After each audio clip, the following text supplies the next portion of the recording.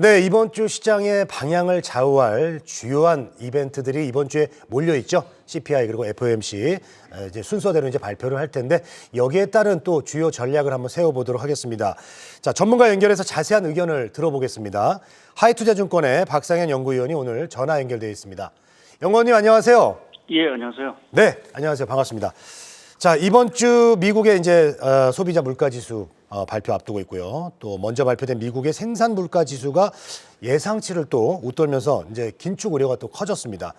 자, 이렇게 되면서 한국 시간으로 이제 수요일에 나오죠. 소비자 물가 지수에 이제 많은 분들이 관심을 갖고 계신데, 자, 소비자 물가 예상과 함께 연준의 이제 이런 결정에 미칠 영향 어느 정도로 보고 계신지 얘기를 좀 해주시죠. 예, 11월 물가는 뭐 이미 생산자 물가에서 조금은 좀 부정적인 기류가 조금 감지된 것 같고요. 11월 소비자 물가도 지금 컨센서스로 보게 되면 그렇게 크게 기대하기는 좀 어려울 수도 있을 것 같습니다. 특히 이제 저희가 관심을 갖고 있는 게 이제 식품을 제한 에너지 부분의 이제 물가인 부분들인데요. 이게 전월에 0.3%가 올랐는데 이번 달에도 전월비 한 0.3% 지금 예상이 되고 있는 상황들입니다. 그래서 미국의 물가 압력 자체가 뭐 추세적으로 좀 둔화되는 건 분명하지만 그렇게 빨리 잡히고 있는 분위기는 아직 그렇게 뭐 뚜껑을 열어봐야 되긴 하겠지만 그렇게 감지되고 있는 분위기는 좀 아닌 것 같고요. 그래서 여전히 좀 물가에 대한 우려 뭐 이러한 것들이 계속 좀 시장을 좀 지배할 수 있다라는 부분에서 보면은 조금 이제 아무래도 좀 경계감을 가지고 좀 물가 지표를 대해야 될 것 같고요. 이제 그러한 측면에서 보면 이번 주에 있을 그 FOMC 회의에서도 적지 않은 이제 물가와 관련된 얘기들이 계속 또 이제 화두가 될 수밖에 없고 그렇게 보면 뭐 파월 의장이나 연준 입장에서 이번 같은 경우는 이제 뭐 50bp 금리 인상으로 좀 피벗은 할 것 같긴 하지만 그렇다고 해서 매파적인 목소리 자체가 빠르게 둔화되기는 좀 쉽지 않은 상황들로 좀 생각을 하고 있습니다. 그래서 뭐 전반적인 분위기 자체는 조금은 뭐 중립 또는 경계감 정도를 가지고 미국 물가라든지 FOMC를 조금은 좀 맞아야 되지 않을까 좀 생각을 하고 있습니다. 알겠습니다. 자, 물가 지수를 우리가 대할 때 좀 중립적인 자세로 봤으면 좋겠다라고 좀 얘기를 해주셨고요. 자, 아주 중요한 이벤트가 또 하나 있죠. FOMC인데요.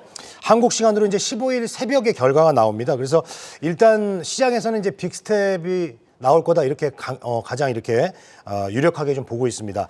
자, 그런데 이제 금리 인상 폭보다는 이제 최종 어느 정도까지 올릴 것인지 그리고 이 높은 금리 수준을 또 어느 정도 계속 유지할 건지 이게 더 관심사거든요. 어떻게 보고 계세요?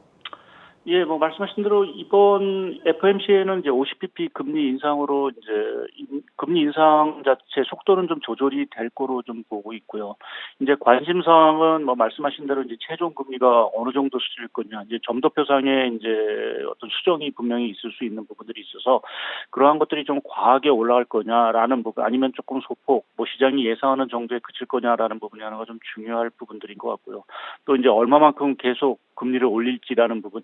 근데 사실은 뭐 이번 주 FOMC를 통해서 이것을 모든 것에 해답을 구하기는 사실은 좀 어렵다라는 좀 생각을 하고 있고요.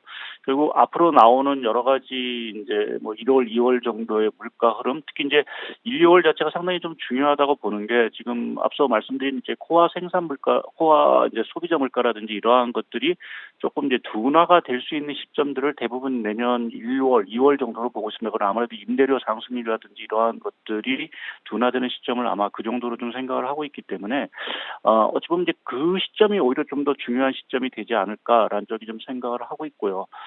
그러한 측면에서 보면 뭐 지금 뭐 여러 가지 금리 인상 사이클에 대한 뭐 설왕설래 많은 얘기들이 있긴 하지만 지금 뭐 단정적으로 뭐가 어떻게 될 거다라고 얘기하기보다는 사실은 조금 저희가 물가 지표라든지 또 경기와 관련된 흐름 자체를 좀 지켜보면서 이 미국의 금리 인상 사이클을 좀 판단할 필요가 있다. 그 시점이 이번 12월보다는 오히려 내년 1, 2월이 조금 더 정확할 수도 있다라는 쪽 좀 생각을 하고 있고요. 다만 금리 인하 사이클과 관련돼서는 내년이죠. 내년에 금리 인하 가능성 자체는 여전히 낮은 쪽에서 조금은 좀 생각을 가지고 조금 미국의 금리 인상 사이클을 좀 접근할 필요가 있다라고 보고 있습니다. 네, 알겠습니다. 자, 그리고요, 그 중국 이야기 좀 해보도록 하겠습니다. 이 중국이 당대회 하고 나서 이제 시진핑 리스크가 이제 부각이 되면서 중화권 증시 투자에 대한 투심이 좀 많이 위축이 됐던 게 사실이거든요. 자, 그런데 최근 이제 코로나 완화 조짐이 이제 부각이 되면서 이제 분위기가 또 다시 이렇게 급반전이 되고 있습니다. 그동안과 다르게 중국 정부가 빠르게 이렇게 대응을 좀 하고 있는데 이런 게 좀 중국 증시나 여러 가지 경제 상황으로 볼 때 좀 긍정적인 영향을 끼칠 수 있을까요?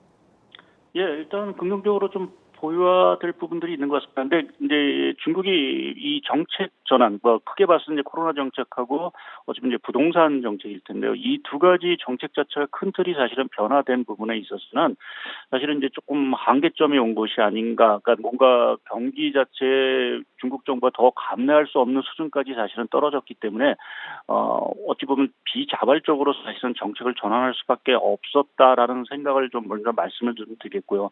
뭐 하여튼 뭐 이유가 어쨌든 간에 중국이 지금 뭐 코로나 방역 정책을 완화하고 또 부동산 살리기를 위해서 지금 막대한 그 유동성을 공급하는 동시에 또 지난 주말에 보게 되면 중국이 이제 특별 국채를 발행하면서 뭐 인프라 투자도 사실은 나설 뭐 이러한 뭐 적극적인 움직임을 좀 보이고 있기 때문에 그러한 측면에서 보게 되면 중국의 어떤 경기 저점 이 부분에 대한 어떤 확인 자체는 어느 정도 조금 가시권에 들어온 것이 아닌가라는 쪽에 좀 생각을 하고 있습니다.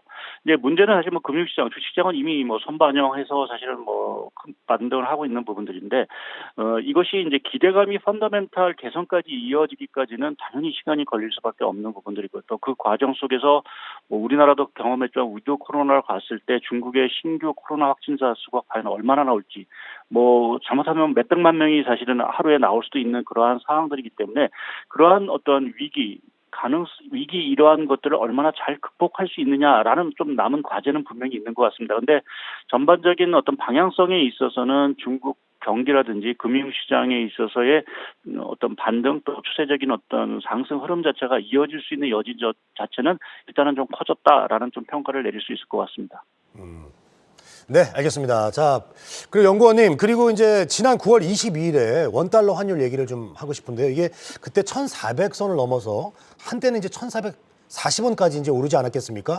그러면서 이번 달에 이제 조금 안정세를 보여서 1,300원 그리고 1,320원 수준을 좀 이렇게 유지하고 있는데 내년에는 좀 환율이 어떻게 반응을 할까요?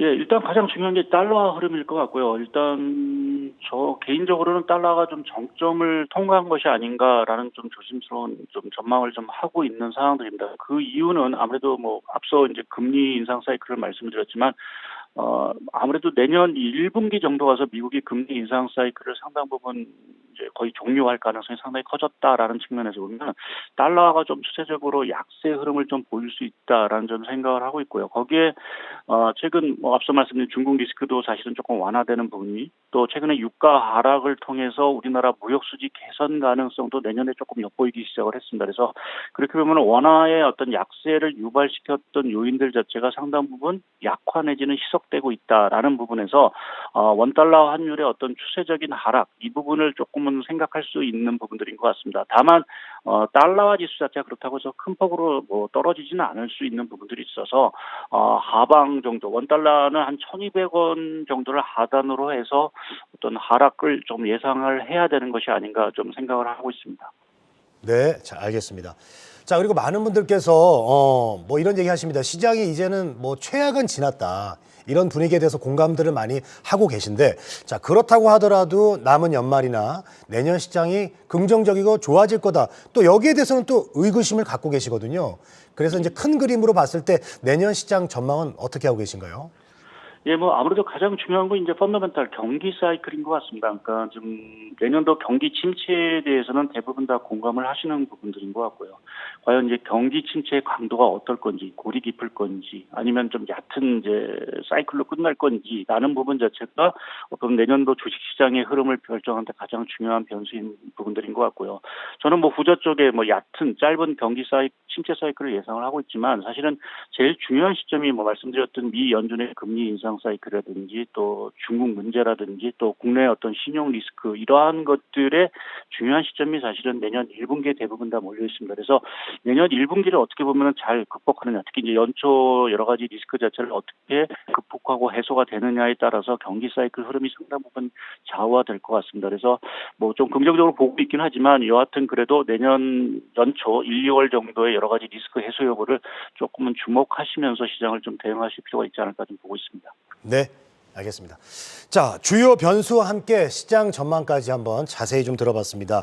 자, 오늘 전화 연결 도움 말씀 하이투자증권의 박상현 연구위원님이었습니다. 오늘 도움 말씀 고맙습니다. 예, 감사합니다. 네.